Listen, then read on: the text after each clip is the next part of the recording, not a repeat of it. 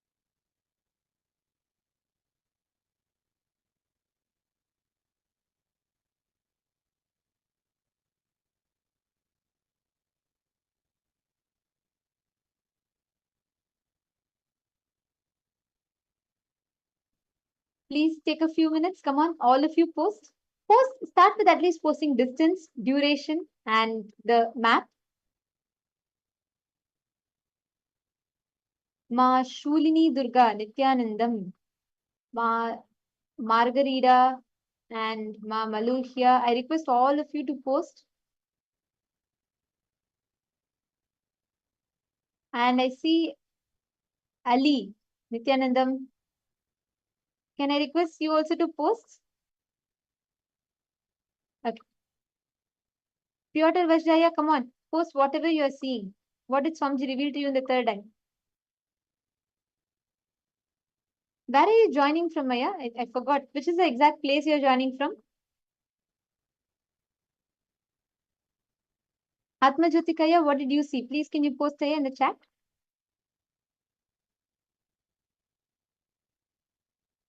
Poland. Wow, okay. Poland. All right.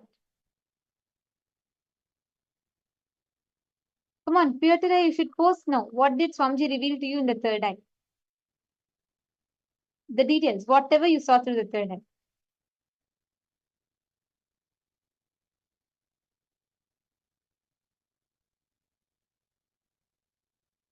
Okay, and what else? Come on, Piyotiraya, you see, from you, I will not accept any one-word answer. You should put detail. You have received the initiation. You have enjoyed the darshans. Swamiji has showered all initiations and gifts to you. You just need to open and see the gift. That's all. You just need to manifest powers. So you should put more details. Okay, Gabriel, you're saying you're seeing 3 minds. It's okay, ma. See, you start with that. That's good. So that you're still seeing something. You should forget about right or wrong. Let's come to that later. But first, start posting what you saw.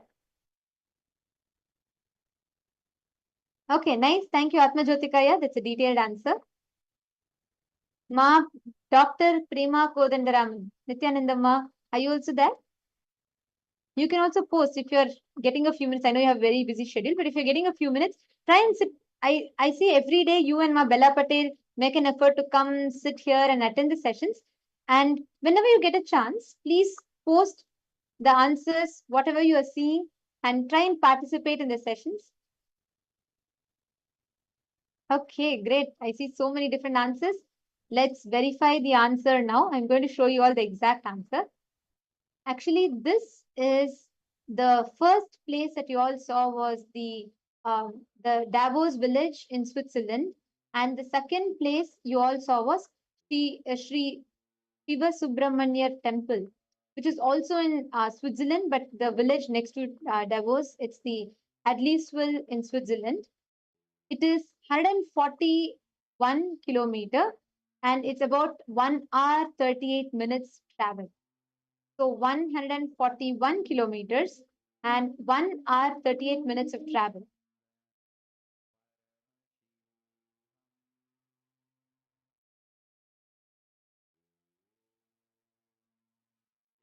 Yes, you all can verify the answer.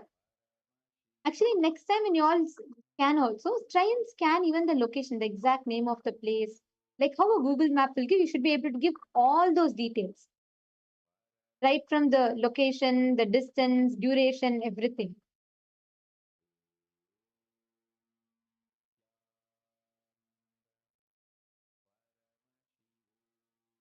Wow, Piotr Vajraya.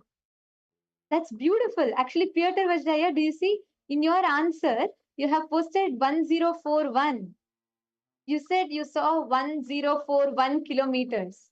The answer is 141 kilometers. You're so, in terms of the numbers, you're so close. In the digits I'm talking about. That's excellent, Aya. See, I told you correctly, you are a power manifester. You just need to sit and spend some more time. Swamiji will manifest through you. Great. See, you didn't even need to make an attempt. You just had to post the answer and it was correct. Ma, hi, Hui Chen. You have posted, you saw that time was very close and it was half an hour. Okay, you saw half an hour and it was 1.5 hours. That's good. You should post when the question is projected itself, start posting the answer. See, this is what many people do. Sometimes when you see the answer also, you get self-doubt. Should I post it or not? Then after you see the answer, you'll say, Oh my God, this is exactly what Swamiji showed me. I should have posted it then itself. So don't wait for it. Post it, whatever you're seeing. Anyways, if you even if it's wrong answer, nothing is going to happen. So you start posting whatever you're seeing. Okay, great. So now we're all going to be entering into the next session, which is going to be an important session for today's initiation. Today, we're all going to be getting initiated into manifesting the Panchakrityas of the cosmos. Now, you're all going to have introduction to God. What is God in Hinduism? And Swamiji very beautifully tells, in Hinduism, God is not limited to generation, operation, and destruction. God is something more.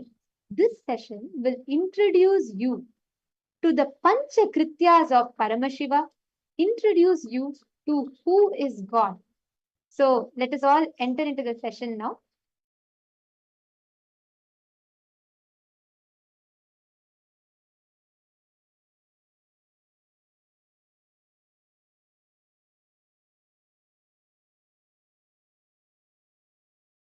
The 11 dimensions of the universe, 25 states of consciousness,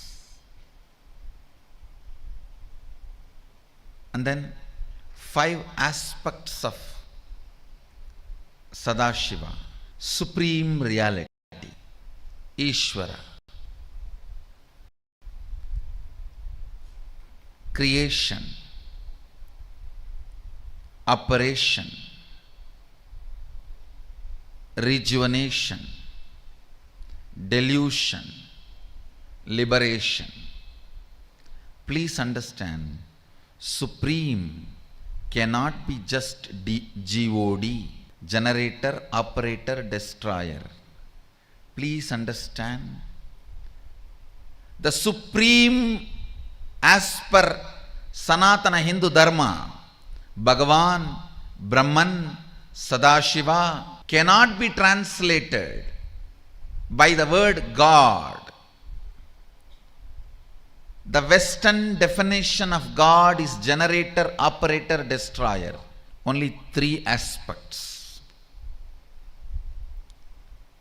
The Hindu understanding of supreme reality is generator, operator, destroyer, deluder, and liberator. The major 2 aspects of life unfortunately was never grasped anywhere else other than this Saraswati Ganges civilization. Only the Saraswati Ganges civilization understood the world beyond seen. If you don't understand delusion, you can't understand beyond the 4 dimensions. You can't understand reality in its completion. God is not Sadashiva. Maybe I can contribute a new word, Godel. G-O-D-D-E-L. G-O-D-D-E-L. Godel. Listen. Whenever science or technology grows, the scientists and people who are expert in that field need to contribute right word. They need to support the language also to explain the concepts. English is learning spirituality, Sanatana Hindu Dharma first time. So let's contribute some good words.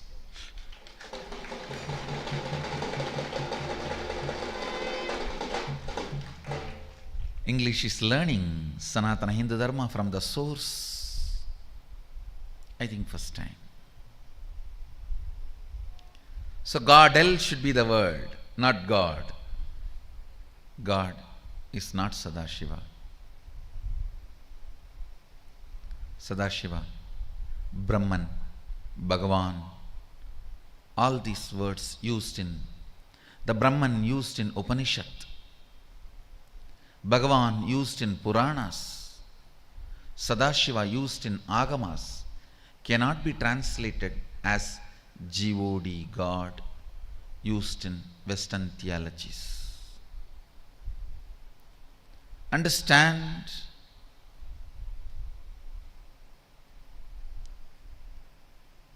these 5 aspects of Sadashiva in the manifest form is called Ishvara, unmanifest form is Avyakta. Even this 5 is only the manifest form of God L, Sadashiva.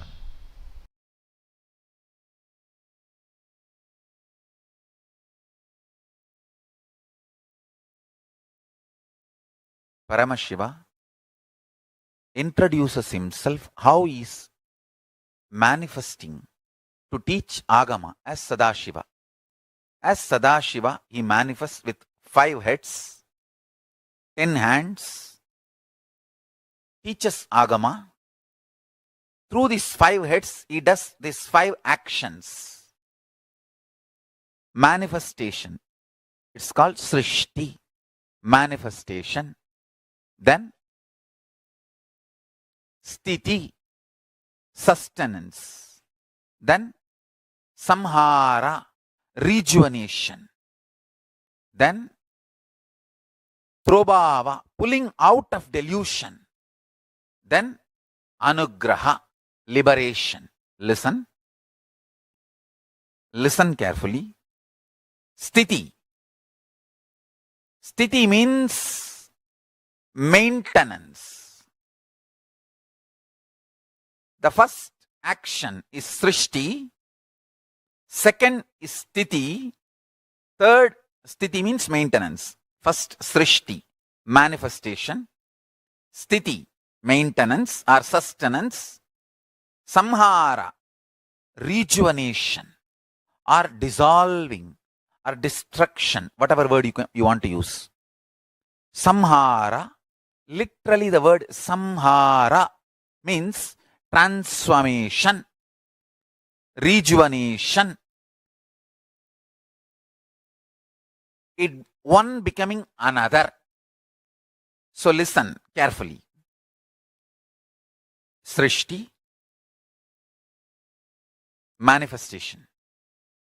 Sthiti, maintenance. Samhara,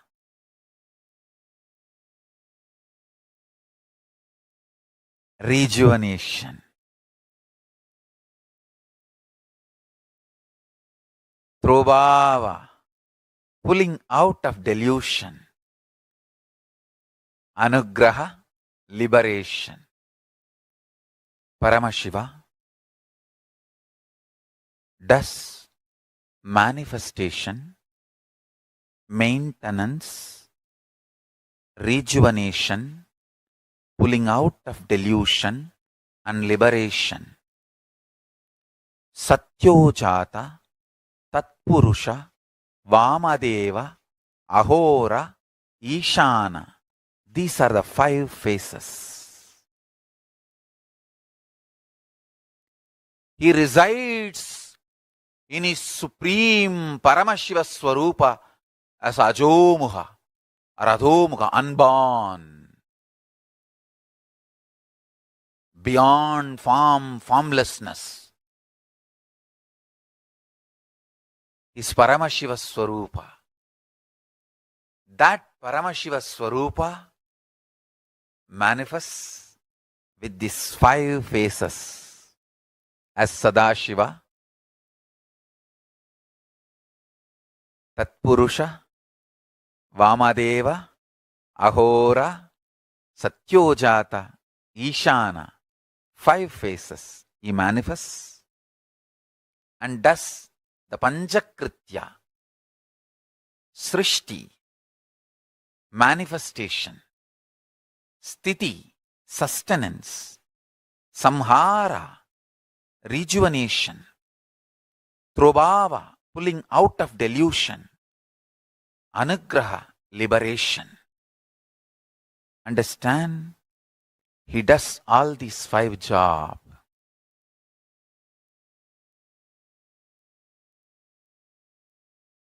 Through these 5 phases.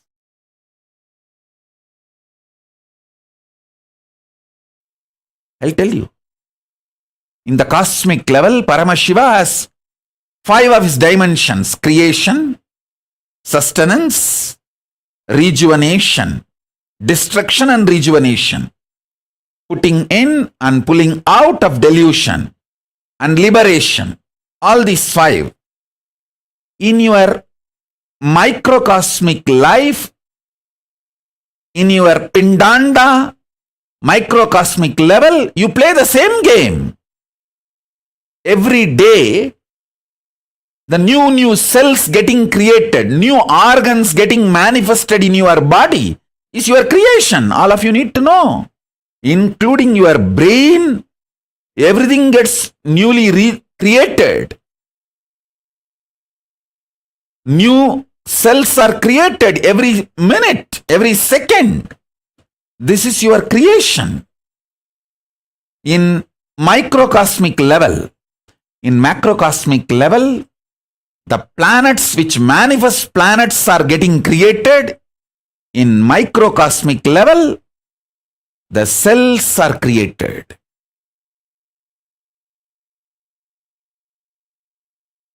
In the macrocosmic level, whatever is created is continuously getting sustained. In microcosmic level,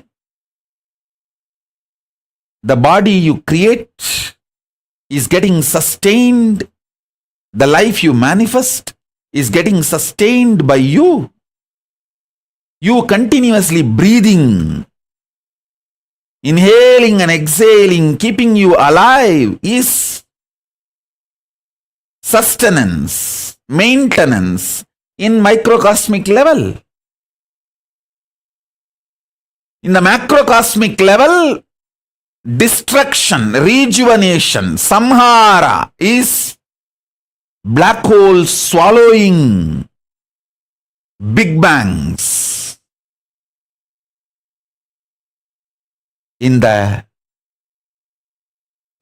microcosmic level, the old cells getting killed and new cells getting formed is rejuvenation, samhara. In your body, in your microcosmic level, Pindanda level. Same way, in the Brahmanda level, the delusion is cosmos creating deluges, pralayas to rejuvenate itself, clean itself. You can see the heat wave all over the world. All the Panchabhutas playing and aligning itself.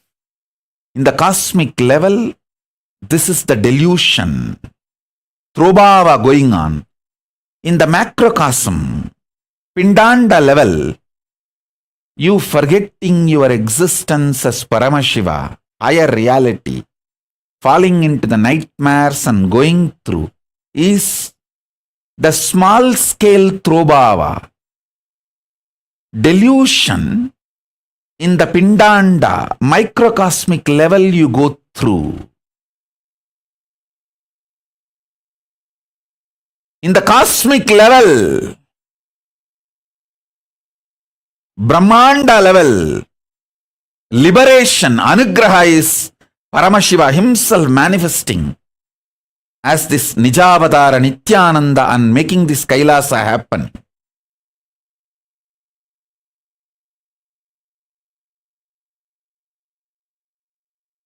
And guiding all the beings in microcosmic level, Pindanda level, you receiving these powerful cognitions and liberating yourself from all this deluge by holding on to the Guru's feet is the liberation happening in you. Understand, whatever is happening in Brahmanda, macrocosm, is happening in your Pindanda, microcosm.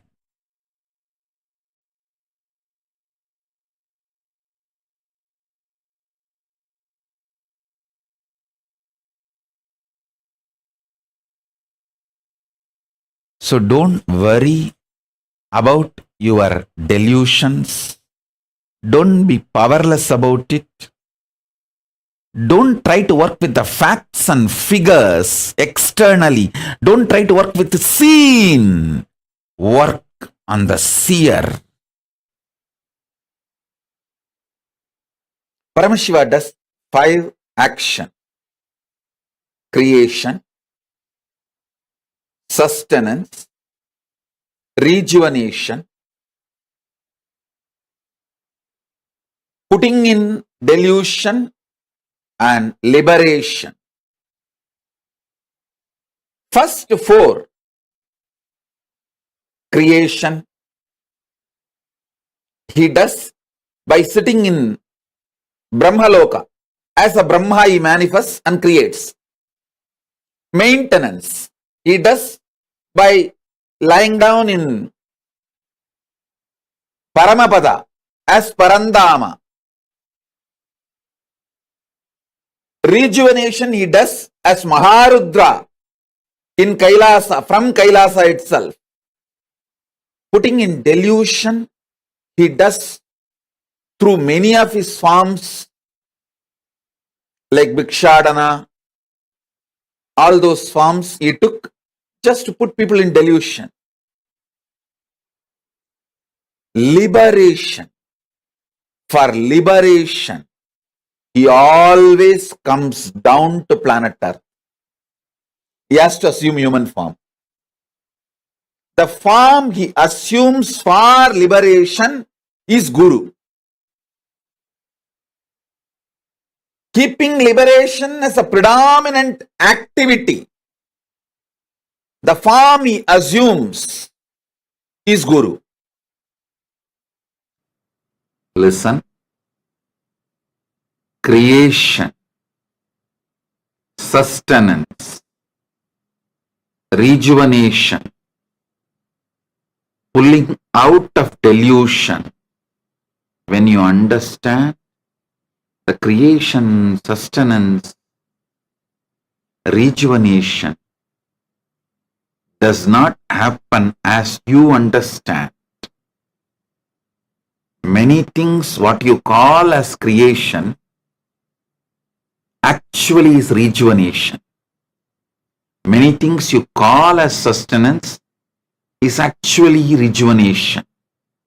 Many things you call as rejuvenation is actually manifestation, srishti of many things. In all these 3, creation, maintenance, and rejuvenation, in all these 3, various other dimensions are also there. Realizing that is getting out of delusion. That manifests as liberation. Focus on your first person.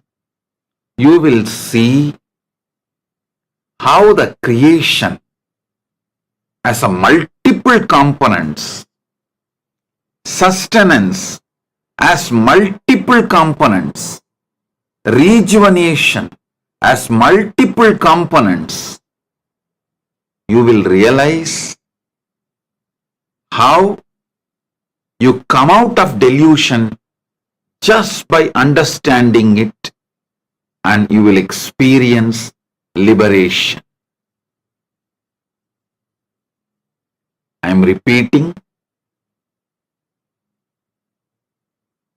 Focusing on the source of your first person,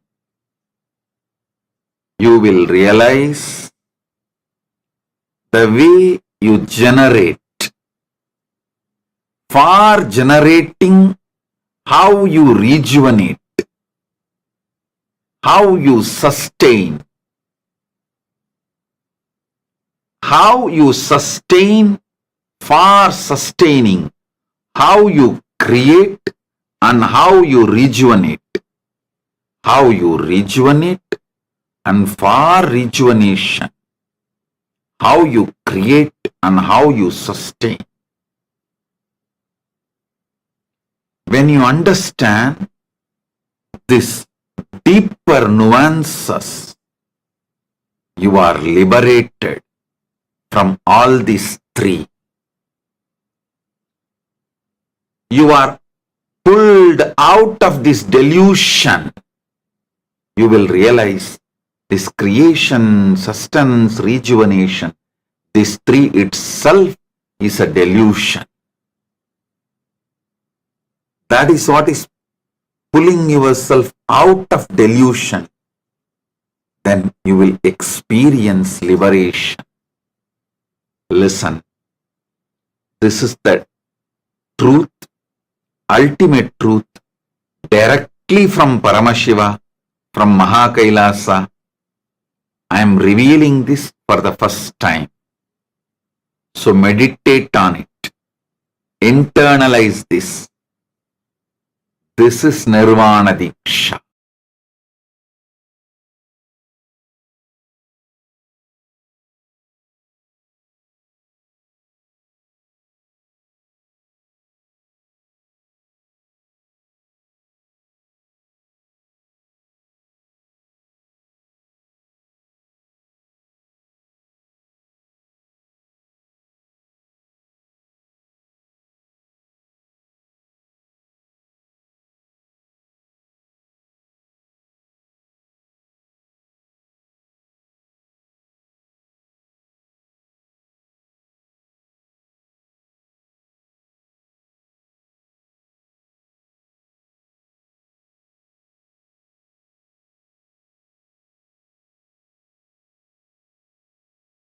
Now I'll explain to you from my experience my four images. The inner image I have about me. Once I try to check what exactly I feel about me. When I looked inside, I saw that shunyatva means everything is. That isness is what I feel as me. Listen. The vast isness. That is what I feel as me, inside me. That is my inner image. How I project myself to others, all of you. The person who is here to transmit that experience to all of you. You can call me as a teacher, guru, incarnation, enlightened being. That is up to you. As per your experience. If you experience my teachings, you can consider as teacher. If you experienced my initiation, you can consider as guru. If you experienced my energy, you can consider as enlightened being. If you experienced my miracle powers in your life, you can consider as incarnation. It's up to you. But I project myself as a being who is here to transmit this experience to you.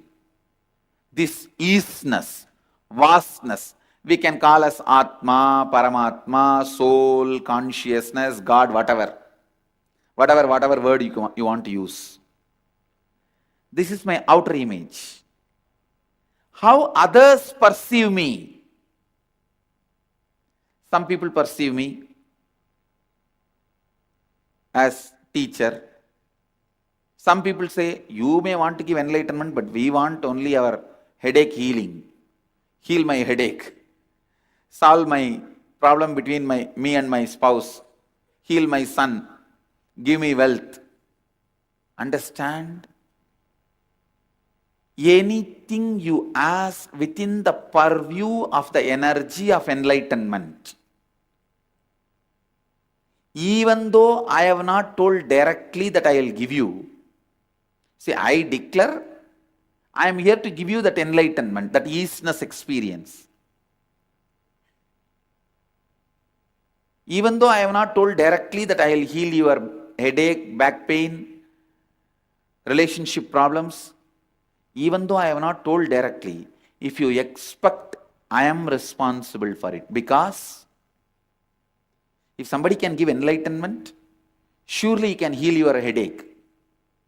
Because for enlightenment, if I have to give you 1000-volt energy, spiritual energy, to remove your headache, I have to give only 0.5-volt energy. To bless you with wealth, I have to give you only 0.1% energy. To heal your relationship problems, I have to give you only 0.1% energy.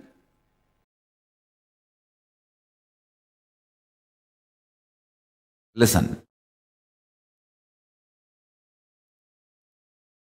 Length, when it becomes intense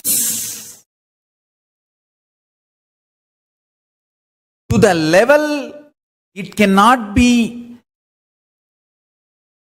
experienced just as a length, it jumps into the dimension of breadth. Like if you keep line, infinite number of lines, then it cannot be measured, understood just by one length. It, by its very reproduction, understand? Reproduction is survival need. Anything which is alive has to be reproducing itself. Otherwise, it will not be alive. It's law of life. It is one of the fundamental law of constant, nithya. Easiness expands. So the easiness of the length, when it becomes infinity, it cannot be any more cognized just by one idea of length. It gives birth to the next dimension of itself called breadth. Understand? I'll repeat. Just imagine one thread, 1 meter thread.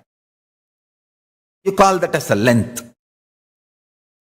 By its nature, it is becoming multiple number of 1 meter thread. So, when it becomes infinite number of 1 meter threads, 1 meter, 1 meter, 1 meter, 1 meter, 1 meter, what happens?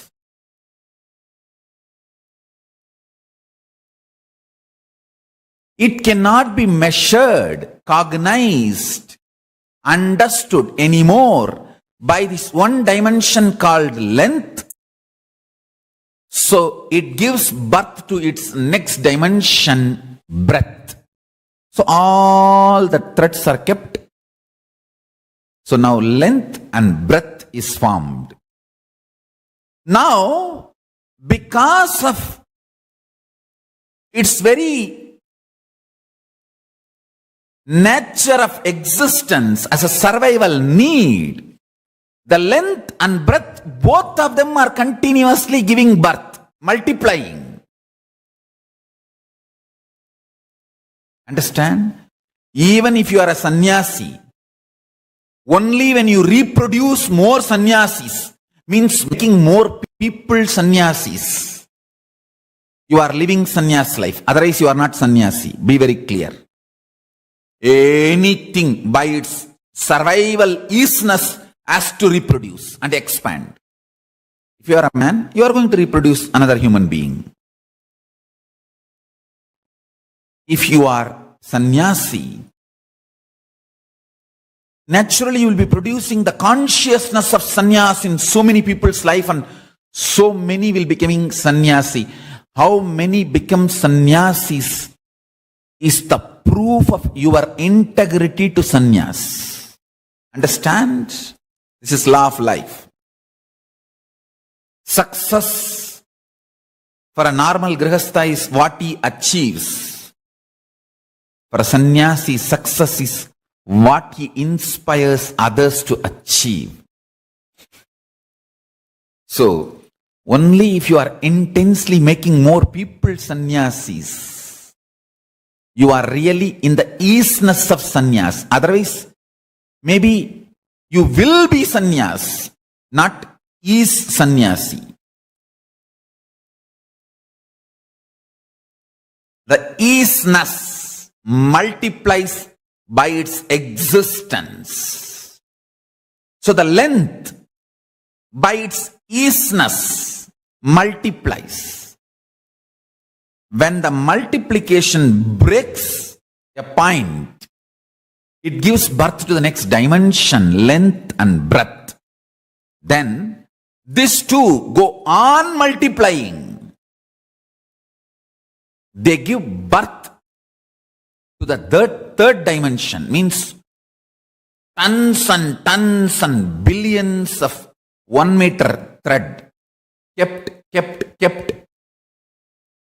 So length gives birth to breadth, and length and breadth multiplying gives birth to depth. Understand this example? This is the way the dimensions manifest and gives birth to the next dimension. Length gives birth to breadth. Length and breadth together give birth to depth. And length, depth together give birth to time. That is why I am saying time is not linear. There is no past, present, future. There is only time. What you perceive now as your experience, like you are inhaling and exhaling, you call as present. What you can recollect from your stored memory, you call as past.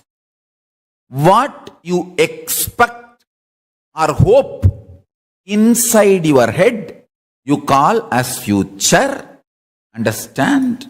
That is why I am saying 99% of us live 99% of our life inside our head. So keep it worthy to live. No shit inside the head. No shit in the stomach and no shit in the head.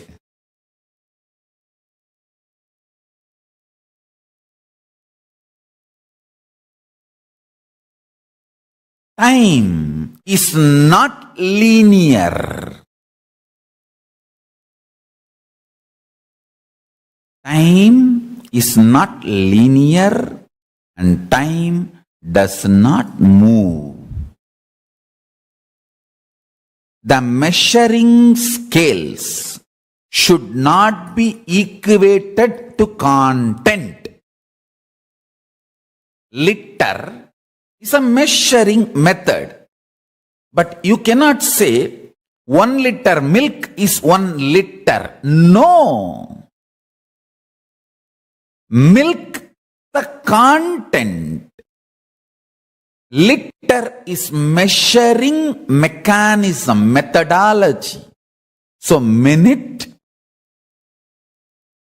hour, day, week, month, this is measuring methodology. Do not be deluded by attributing measuring methodology to the content. So I will use two different words. Time is a measuring methodology. Kala is the content. Now, person who understood Kala does not move. Does not move. No past Kala, no present Kala, no future Kala. Kala, that's all. The measurements used to measure time, like how we have measurements, meter, liter, kilogram, How the different measuring methods are there, same way, second, minute, hour, day, week, month, year. All this are just measuring methods. Listen. Measuring methods should not be misunderstood as the content itself. Content time does not move. If you see in the screen now, it shows as if I am moving. But I am not moving. Just the backdrop is moved front and back. Same way, for the sake of measuring, we created unit of time. Second, hour, day, week, month, year. Based on that, you call something as a past, present, future. Based on that, you come to a deluded idea, time is moving. No. No. There are some understanding all of us have. It should be called as the social understandings or social law or law of the country. How much a social law is true only for that society, law of the land, the country is only true for that country. Same way, I should say, there are something universally human beings, all human beings accept. Maybe to that level, time idea can be accepted. Like a second, minute, hour, day. This is accepted the whole globe by all human beings. So you can use this to understand about time, but don't be deluded. Time is actually linear and moving. No. Understand? Collective human understandings are not cosmic reality. So, Kala is the purer version of isness. I-S. Isness. Purer version of isness. See, these dimensions, length, breadth, depth, time, space. Next to space is Nithya. Nithya is the sixth dimension. Then after that, Nadakala, Bindukala, all the other, totally 11 dimensions. The 11th is the Paramashiva Swarupa, Paramashiva, Paramashivatva, Paramashiva, ultimate. The sixth dimension, Nithya, is isness. That isness's purest, almost 90% isness is space. I should say 80% isness is Kala, time. Alright, time is a poor word, but anyhow, I am using it. Kala. Not the unit of time, time. So be very clear. The whole humanity knows only unit of time, but not time itself. You may know the liter, but not about the milk. Don't misunderstand the measuring unit into measured content. The delusion of thinking, the measured content in the language of measuring unit led to the confusion that time is linear and it has past, present, future. Forget about it. Time is. It is neither static nor linear. It is existentially functioning. Life is not alive just inside your body, in your every action, in your every decision, and its impact on the others' world. That is why when you can impact more people, you feel more alive. Listen.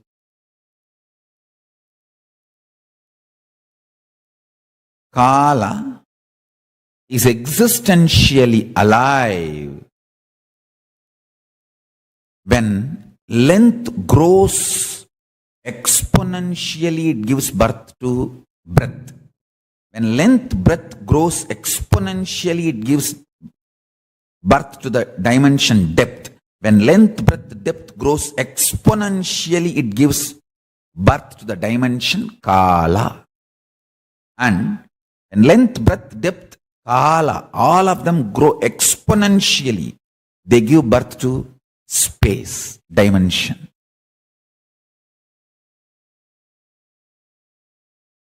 Quality of the isness is ananda, and the quality of ananda is sharing. Understand? The quality of isness, nitya, is ananda. Anything which is in you is always celebrates its existence. Somebody was asking me, what is exactly isness, Swamiji? Other than your body, what you think as is. See, you think you are body, you are your body. And there are something more you think you are. Because many times when you feel depression, you feel you are your mind. Excited, you feel you are your mind. So it is not that you feel you are only body. You feel many things are you other than your body. Whatever you think as you, that is called your isness. And that isness in its core is excitement, bliss. And anything which is and which is bliss expands its existence. Even when you are depressed, you are enjoying your depression. Understand? Be very clear. You are enjoying your depression. You may have your own reasons.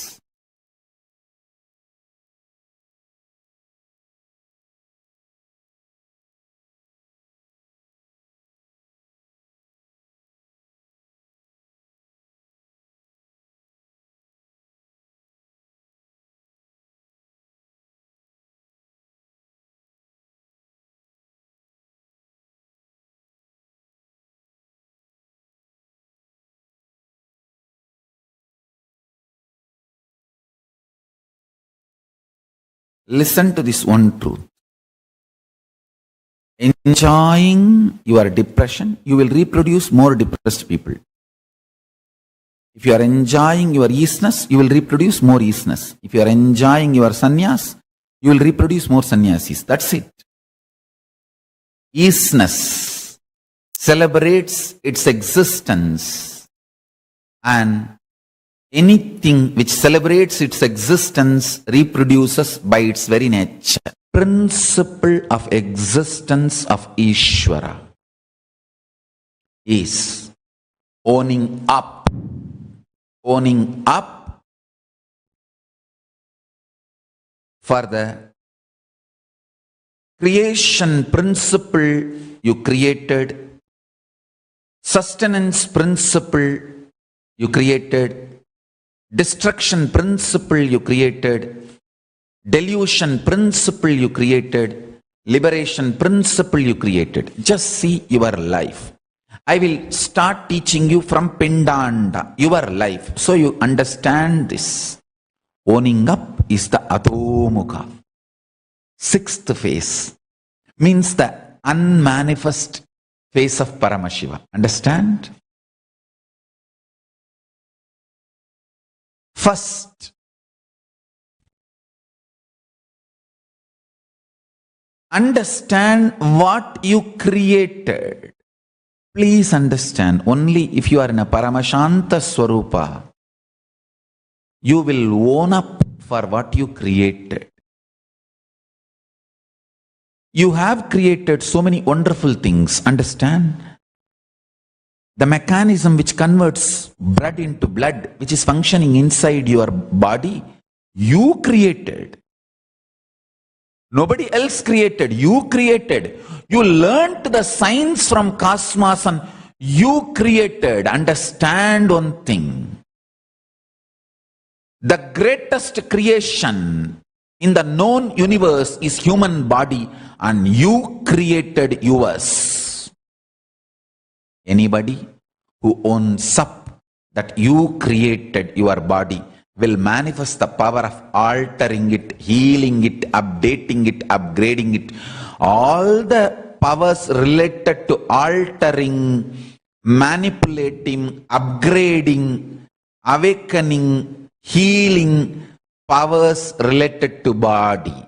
So, if you want to manifest the powers related to your body, bring this cognition and own up for what you created. I tell you. For example, if you have a fatty liver, sit with your liver and say, yes, I created it. What for I created? Did I put myself in some delusion and allowed this to be created? Or did I actively cooperate and created this? What for I created this fatty liver? Just see, I tell you, owning up starts healing. And I tell you, fatty liver is such a simple problem. You just need to tell your stomach, hey, can you burn little more? I'll give you mantra as the feed material. You can use any mantra. You see, in Vedagamic tradition,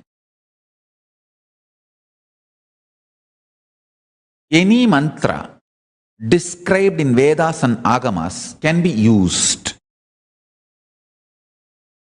And use that mantra to awaken the Jadaragni, fire in the stomach, ability to be in Nirahara Samyama.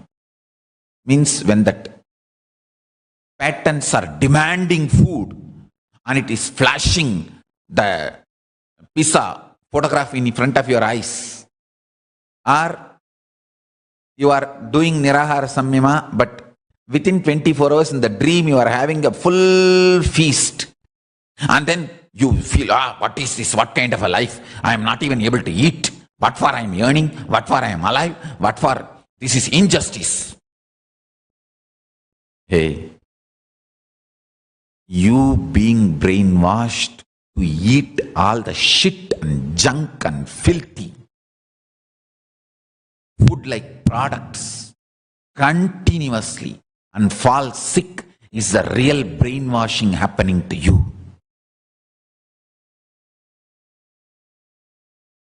Nirahara is not brainwashing you, it is stomach washing you, detoxing you. I am only asking, go for healthy juicing for a few days. When the patterns are pushing and demanding, aggressively forcing you to eat, and you being in Paramashanta Swarupa and managing Nirahara is a power, conscious power. when the tamas, inertness, dullness, Mudevi, we should not even give the title Devi for it. Inertness, tamas, is pushing you to the bed. And depression, literally sulking and sucking your energy. You waking up and deciding to do yoga and start doing is a power. How much ever abuses, attacks, injustice, pains you may feel in your life, but sitting and connecting with Paramashiva and doing puja is a power, conscious power, conscious resources. Understand? You would have manifested so many conscious resources. Own up for it. When you own up, what you manifested, what you created, what you are sustaining, what you are destroying, and how you were deluded and where you are still deluded, and how you need to get yourself out of delusion, and where all you have liberated yourself, where you need to further liberate yourself. Just own up. Owning up is the Atomukha, unmanifest face of Paramashiva, which is revealed only to yogis. Whoever owns up is yogi. Whoever does not own up is bohi.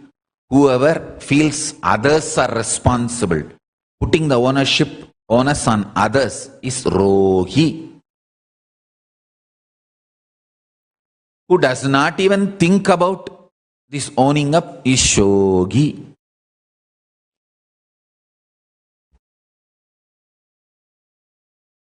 When you own up,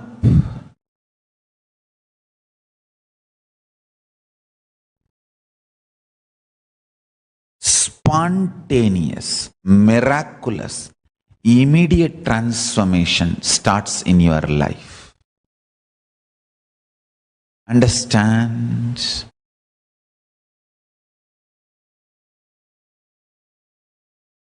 If you are tired, bored, feeling overloaded, overwhelmed, own up that. Own up that. Own up. Owning up is the secret of Ishwaratva.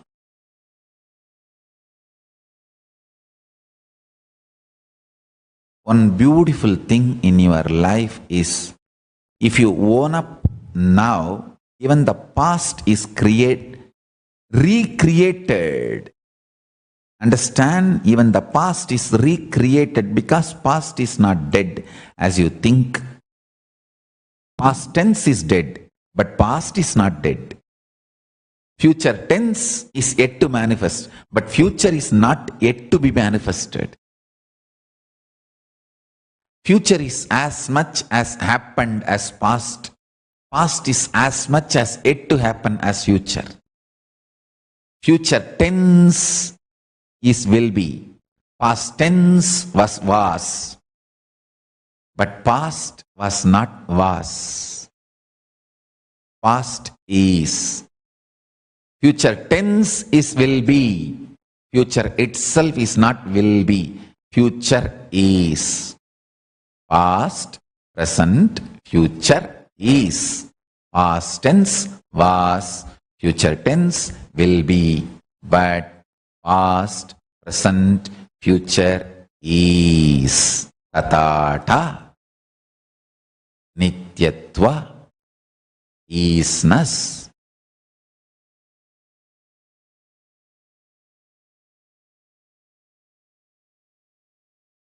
Paramashiva Jnana, the ultimate revelation.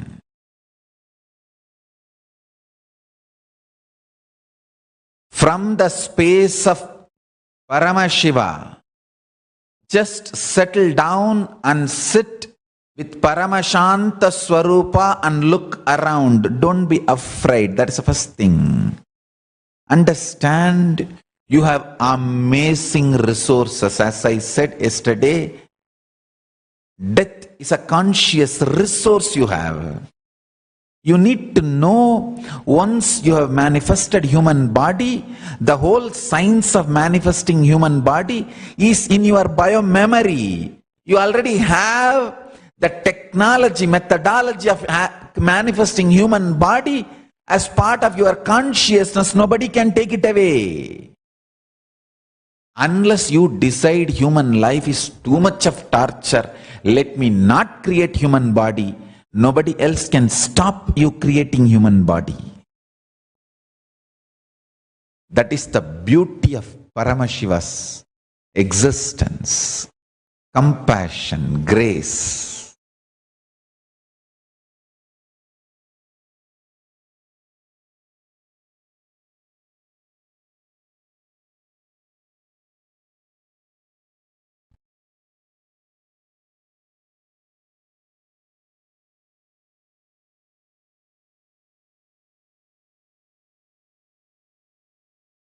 Owning up. When you sit and start owning up from Paramashanta Swarupa, you will see 25 heads of Paramashiva starts operating in you also. And you will know what to manifest, what to sustain, what to destroy, and what to put in delusion, how to get yourself out of delusion, and from what you are liberated, from which you need to liberate yourself more. That's it. That's all. Nothing else.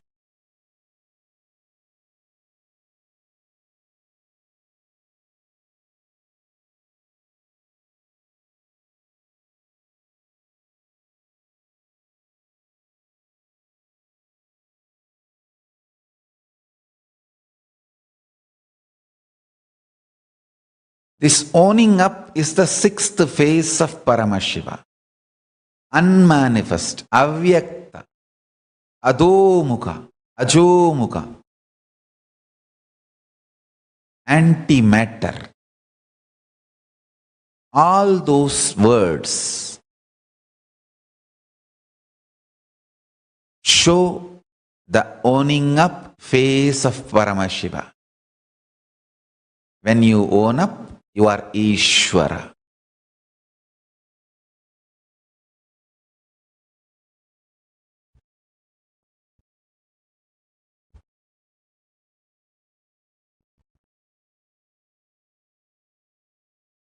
I want all my disciples to come to the Paramashiva space of Paramashanta Swarupa and own up. Yes, what we manifested, what we are sustaining, what are we destroying or rejuvenating, what is the components where we put ourselves in delusion and where all we need to pull ourselves out of delusion. What all we already achieved liberation, where all we need to achieve liberation. Tatpurusha Ishana, Satyojata Vamadeva Agora.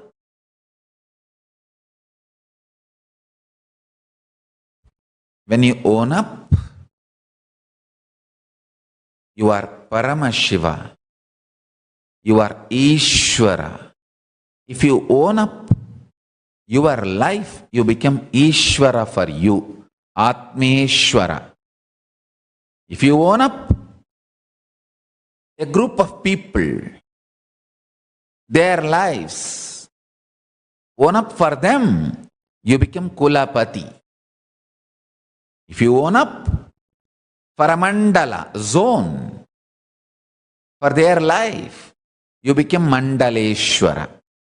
If you own up responsibility for a Mahamandala, you become Mahamandaleshwara.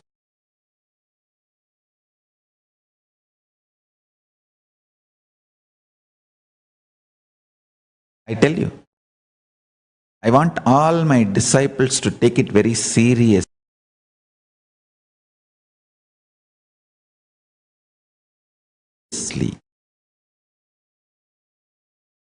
All my sannyasi disciples, take this as spiritual lesson. Gurukul Balasans, take this as a spiritual lesson. Today, you will all become Atmeshwara for yourself. Yes. These are all the places I manifested as Swamiji wanted.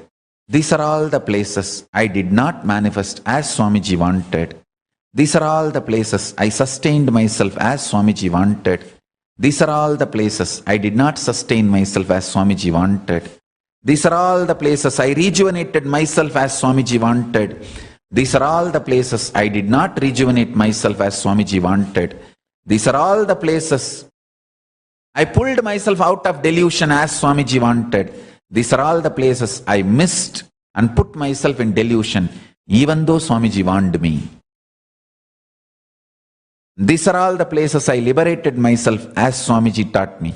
These are all the places I missed it even though Swamiji taught me. Bring that understanding and own up. If you own up today, you will become Atmeshwara, Ishwara for yourself today. This is the way in KAILASA.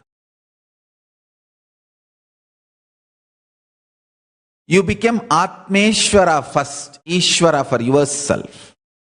Then you become Ishwara for few people, Kulapati.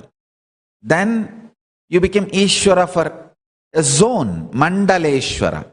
Then you become Ishwara for Mahamandala, larger zone, Mahamandaleshwara. Helping people to own up is making them become Ishwara for themselves. Help yourself to become Atmeshwara and help everyone around you to become Ishwara for their life, and go on helping more and more and more people to become Ishwara for their life, Ishwara for themselves.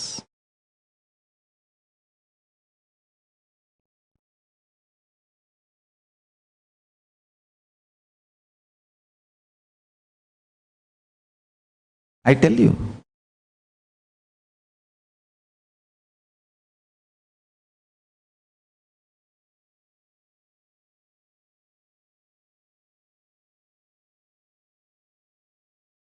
it is the way you own up,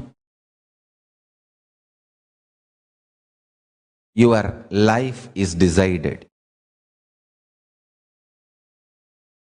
Don't think whole.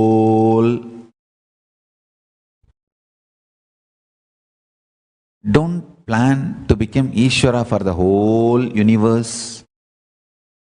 Immediately first, become Ishvara for your life, Atmeshwara. Once you are successful, in few days actually you will be successful. I tell you, it's not that even for your own life, you should become Ishvara 100%. No. If you just understand that knack and methodology and cognize it, that's enough. That same principle you can start applying tomorrow itself. Then you can start becoming Kulapati. Then you can start becoming Mandaleshwara. Then you can start becoming Mahamandaleshwara. But start from Atmeshwara. Don't plan to start becoming Mahamandaleshwara first. First Atmeshwara, owning up, then step by step by step, Whoever decides to own up become gods of Kailasa. Whoever tries to put the blame on others manifests so much of delusion and violence, they become demons, rakshasas. Understand, vegaha, sanyoga, visesha virodhi. Action and reaction are equal and opposite. One side gods, other side demons will exist forever. But if you sit in Paramashanta Swarupa and start owning up, you will become Ishvara beyond these two, action and reaction. You will become Paramashiva, Parameshwara, beyond action and reaction. Owning up is the master key. Absolutely being clear about your existence and not accumulating anything which is not relevant for you is aparigraha. I am not saying don't acquire what is directly relevant to your existence. Have a comfortable life. Just decide not to accumulate things which are not relevant to your life. That's all. You will have aparigraha. The first step of aparigraha will start happening. If you just disown what you really don't need to run your life, your existence. Oh, someday it may be needed for me. That is where the delusion creeps in. Delusion creeps in.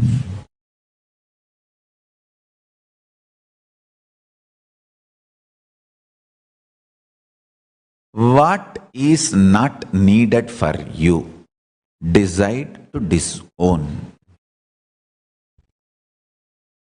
I just know what is the freedom I need. I don't need freedom to walk around in the mall. I may need freedom maximum to walk in the beach in the evenings in Paramashanta Swarupa, in the space of Paramashiva Samadhi.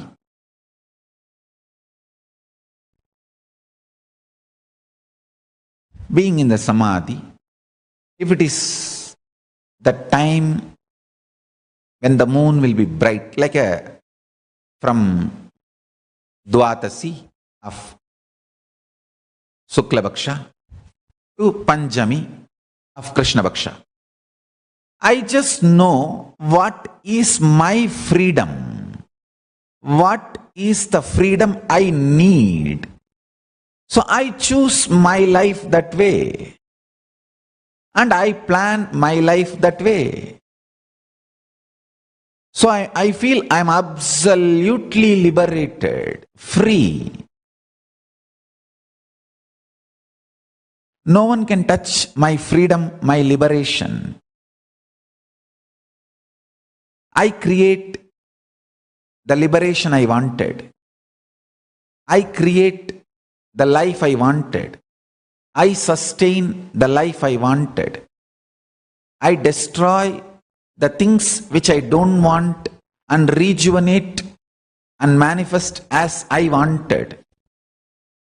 I pull myself out of delusion wherever the delusion tries to be pushed on me, or wherever the delusion gets engaged or entertained, and I liberate myself more and more the way I want. So I own up. I become Ishvara for my life. And I teach everyone to become Ishvara for your own life. Understand? Each of the creative aspects of life, love added to your system. leads to enlightenment, leads to liberation, leads to more and more joy, bliss. You need to know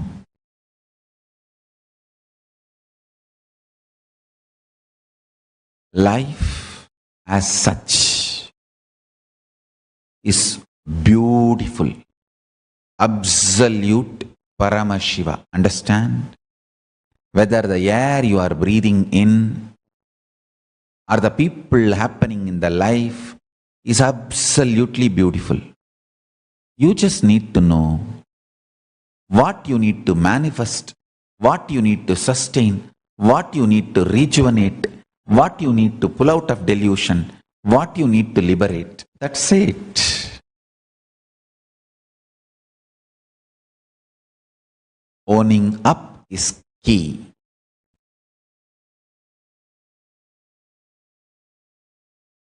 I will make this principle, truth, as a reality to all my disciples and devotees who declare their integrity to me today. This is my gift to my disciples and devotees. Understand this truth. Change in your life can be drastic and absolute. The transformation can be spontaneous and complete the moment you own up. Owning up is Ishwaratva. Just see from where you are experiencing the first person, the feeling you have about your existence. I. From where am I experiencing? It is directly Sadashiva, experienced by your first person is your existence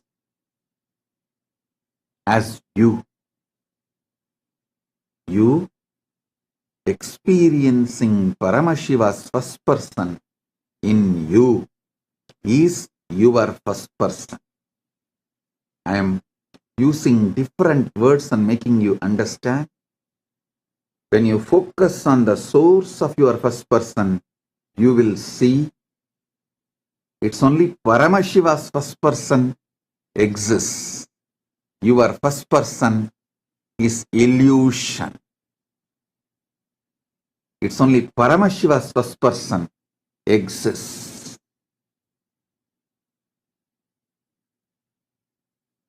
Realizing only Paramashiva's first person exists, your first person is delusion, is what is mastering the delusion. Realizing Paramashiva's first person alone exists is liberation. Your first person is just a shadow of Paramashiva's first person exists in you. Now, sit and focus on Paramashiva's first person, who is residing inside your first person.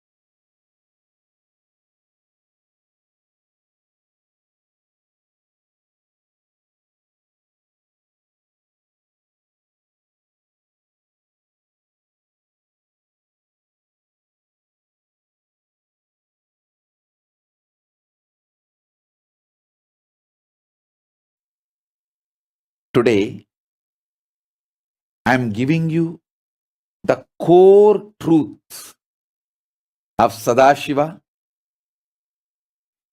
the biology of enlightenment, discovering your highest potential from the viewpoint of Shat Darshana, means Purva Mimamsa and Uttara Mimamsa.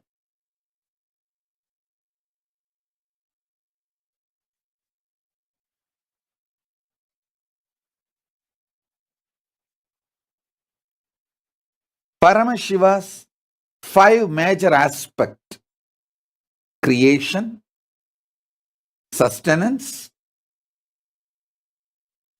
rejuvenation, delusion, liberation.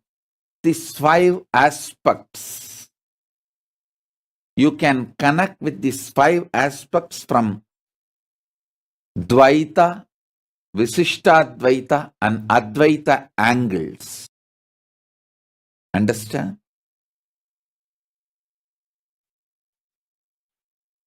From the angle of Dvaita, understanding creation, understanding sustenance, understanding rejuvenation, understanding delusion, understanding liberation. From angle of Visishtadvaita, understanding creation, understanding sustenance, understanding rejuvenation, understanding delusion, understanding liberation. From the angle of Advaita, understanding creation, understanding sustenance, understanding rejuvenation, understanding delusion, understanding liberation.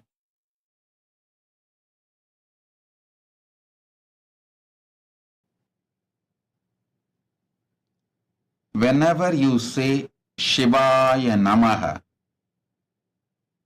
I bow down to Shiva, I surrender I and mind to Shiva, it is Dvaita.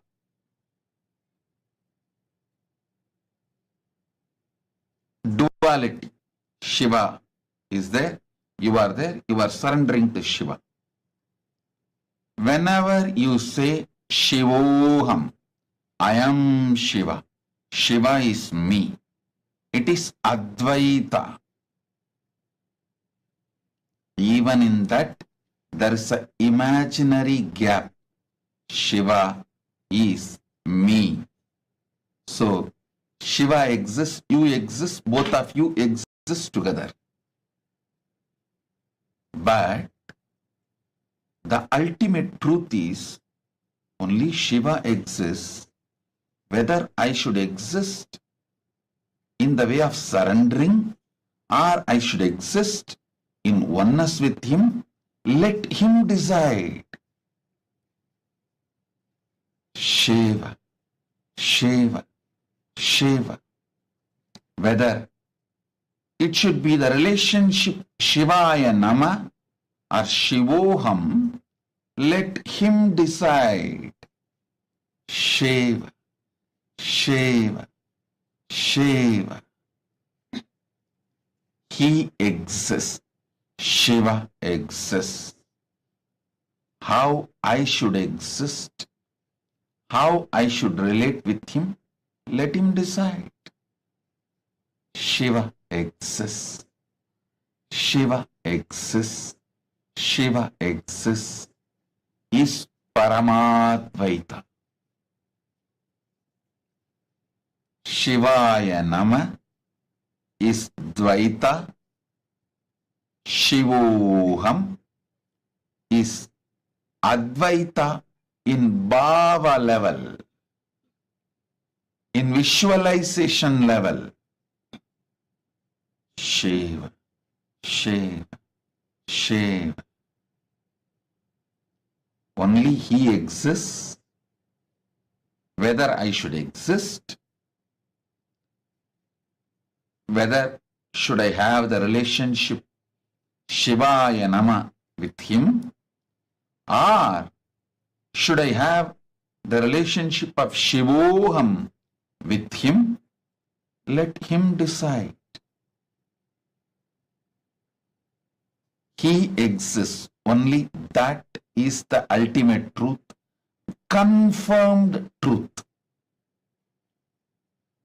How I exist, how I should exist, how ideally I should exist, all that let him decide. So Shiva, Shiva, Shiva, he exists, is Paramadvaita. Paramadvaita. Live in this Paramadvaita, in your inner space consciously, with your will, consciousness. Decide Paramashiva exists.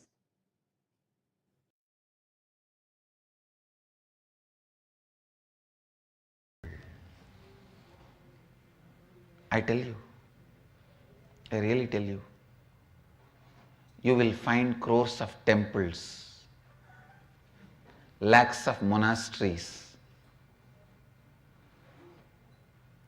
thousands of gurus, but only very few incarnations.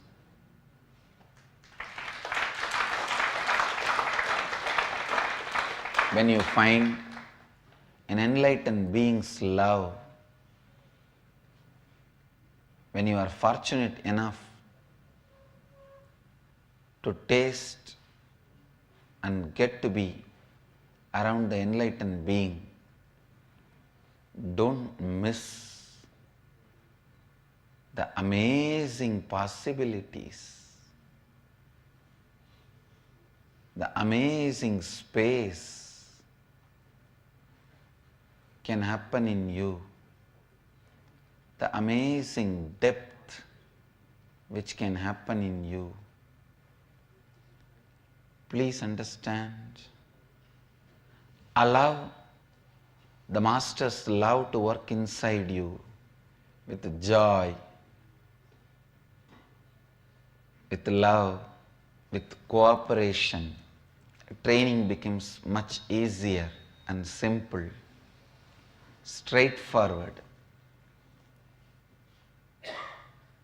When you celebrate Master's presence, he also celebrates your presence. Understand? When you celebrate Master's presence, he also celebrates your presence. When you allow the Master's love fill you, when you allow yourself to be soaked in his love, in his presence,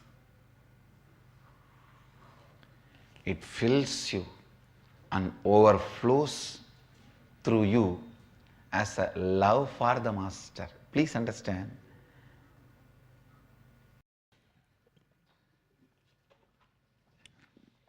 When the love of the Master gets poured in you and turns into the love for the Master and connects back with him, you are enlightened. Now nothing more is there in you which you can call as you. When the circle is complete, you are complete, he is complete. That is what I call Advaita Swarupa, the Advaita. When you are experiencing love of the Master, it is Visishta Advaita. When you are experiencing love for the Master, it is Dvaita. When the circle is complete, it is Advaita.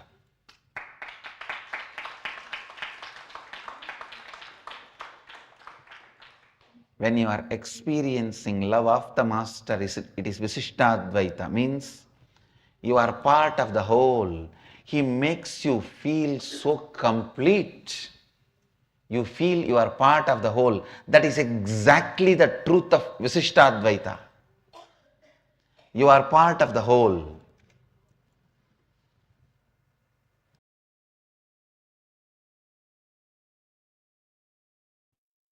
all of you listen. I was revealing some of the most important, powerful understanding about the whole cosmic knowledge system. First, Purva Mimamsa, which reveals about the beings of higher lokas. Uttara Mimamsa, which is science to relate with them, to manifest them in your life.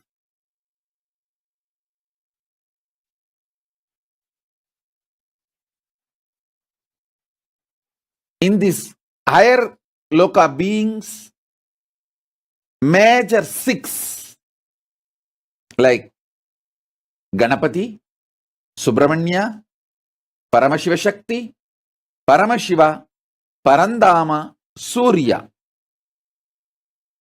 Shanmata, and 3 system of philosophy: Dvaita, Visishtadvaita, Advaita. And through each of these philosophies, you can relate with each God. That creates the multiple sampradayas in Hinduism. And Paramashiva is 5 aspects: creation, sustenance, rejuvenation, delusion, liberation. These 5 you can approach from the angle of Dvaita, Visishtadvaita, Advaita. This understanding, type, each one of you please type what you understood from this few-minute introduction. Then I will take you to the next step and give you the deepest clarity and sakshatkara. Oh, listen. Listen intensely, sincerely. Listen. When you are in Dvaita, God is separate, you are separate. In that idea, how you look at the creation, how you look at the sustenance, maintenance process, how you look at rejuvenation, how you look at delusion, how you look at liberation. Contemplate deeply. Usually when you are in duality, Dvaita, you feel creation is real, as it is. So scientists are the greatest beings for you. When I say E is not equivalent to MC square, so many people resisted, refuted, made fun. But now,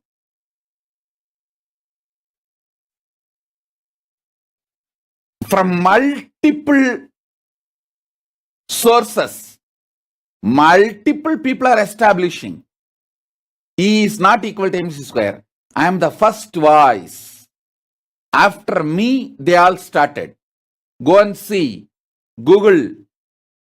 The first voice who declared E is not equal to MC square is me. I spoke from the ultimate truth of Vedic tradition. See,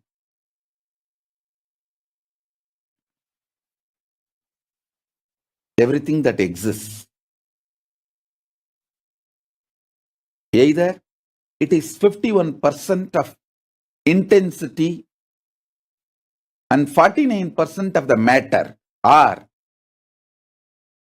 51% of the matter, 49% of the intensity. Instead of matter, let me use the word intensity and continuity. See, everything that exists, either 1% extra intensity, 1% less continuity. or 1% extra continuity or 1% extra intensity. That is the only way a duality, dvandva, dvaita mind can perceive. But Advaitic mind only knows intensity and continuity does not have independent, separate existence. Intensity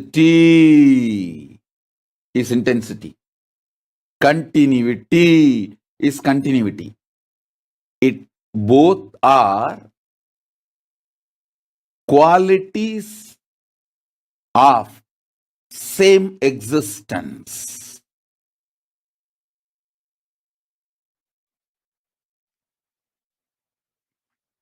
Dualistic mind will see creation as truth, will see maintenance as work, will see rejuvenation as a death, will not have an idea about delusion, always will be afraid of anything unknown, will always have the greed for liberation. That's all. This is the way the duality, the Dvaitic mind works. Visishtadvaita mind comes little up. It looks at creation as not truth or reality. It needs to be explored. It is there, but we do not know fully about it. We need to explore. A Visishtadvaita mind will see maintenance not as a work, a spontaneous.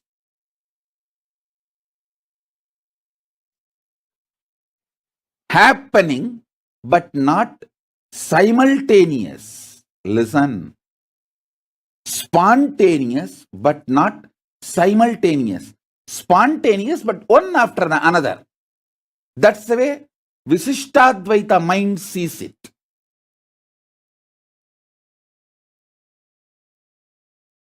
But Advaitic mind sees maintenance as spontaneous and simultaneous and synergetic.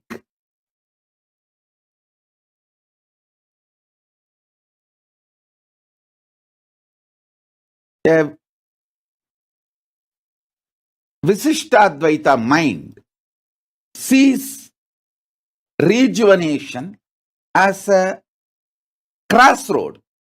It can either lead to destruction or rejuvenation. How you travel based on that. But Advaiti will see all rejuvenation, all samhara is rejuvenation because there is no destruction. About delusion, a Visishtadvaita mind will see it is like when you connect with source, you are out of delusion. When you move away from source, you are into delusion. But Advaitic mind knows delusion is a delusion is a delusion. How can you give easiness, existence to delusion? Yes. Now listen. Listen carefully.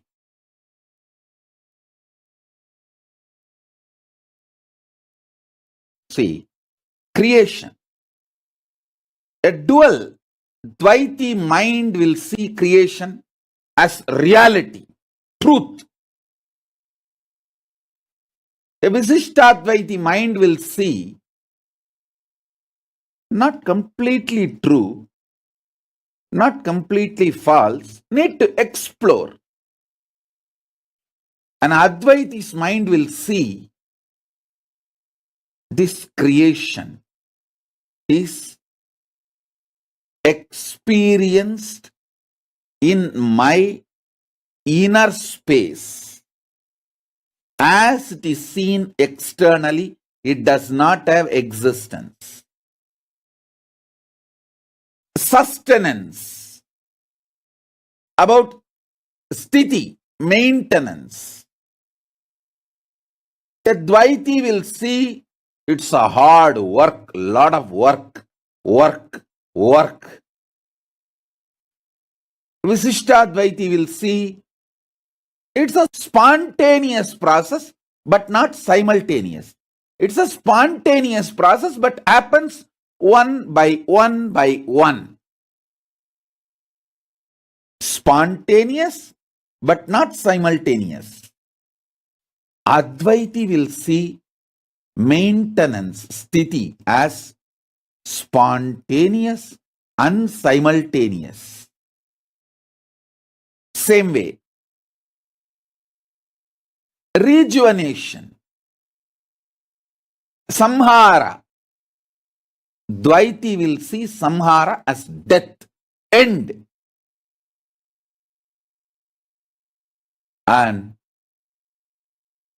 Dvaitis are always afraid of Rudra because they feel samhara is end, death. But Visishtadvaiti will see that as a exit, means like crossroad.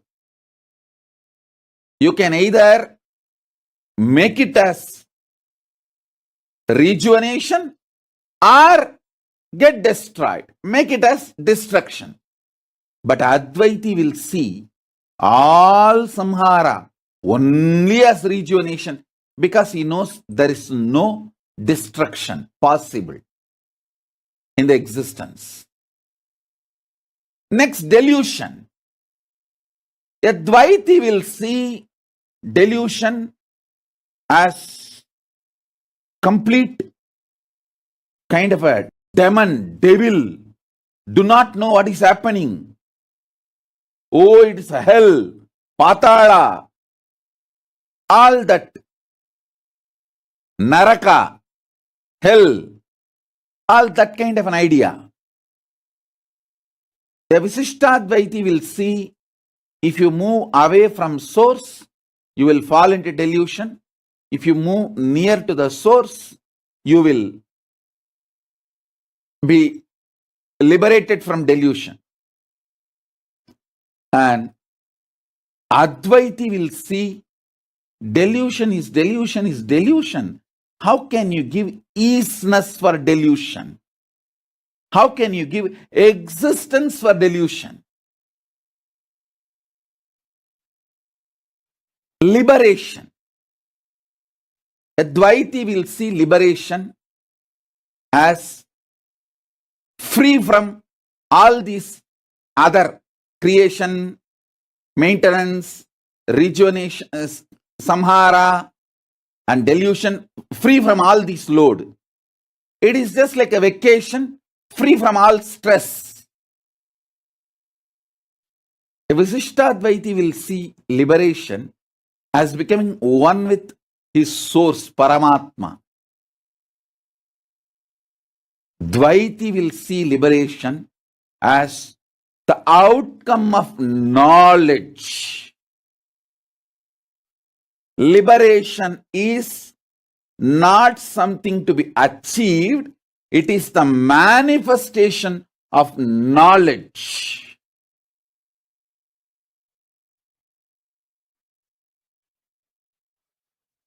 Now I am coming to the ultimate, Paramadvaita. How a Paramadvaiti will see the creation, how Paramadvaiti will see maintenance, how a Paramadvaiti will see rejuvenation, how Paramadvaiti will see delusion, how Paramadvaiti will see liberation.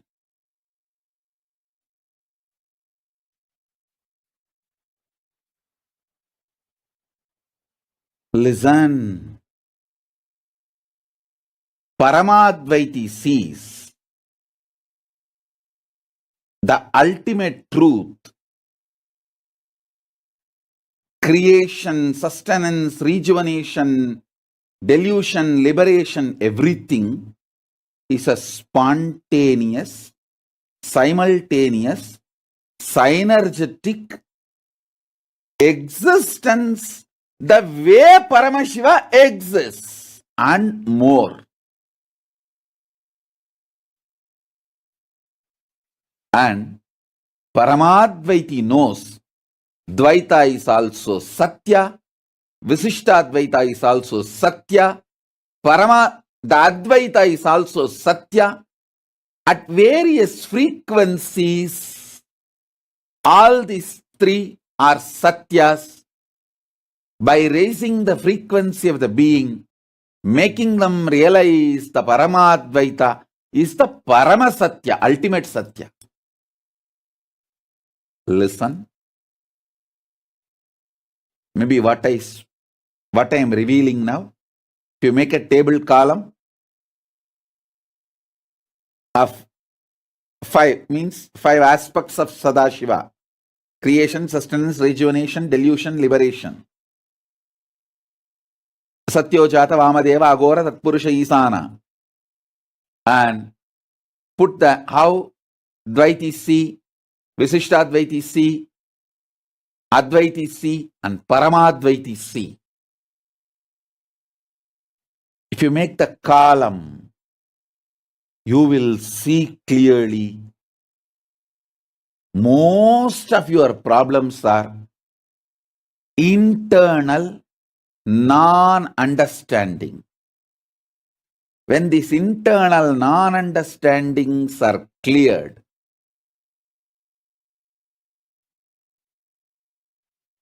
life becomes Leela. You just manifest what you want.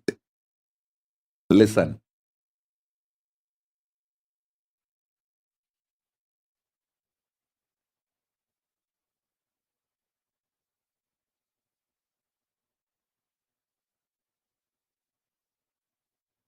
Having right understanding about the maintenance takes away all your tiredness and boredom.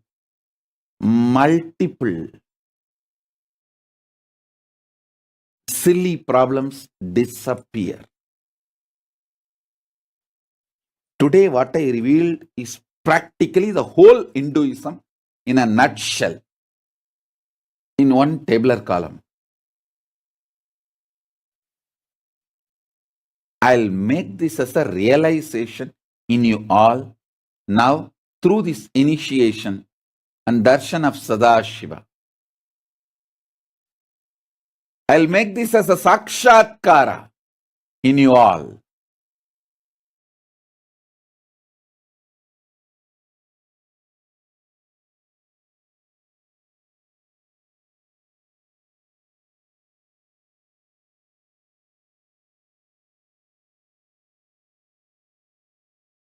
Om, Om, Om, Om Nithyananda Paramashivoham.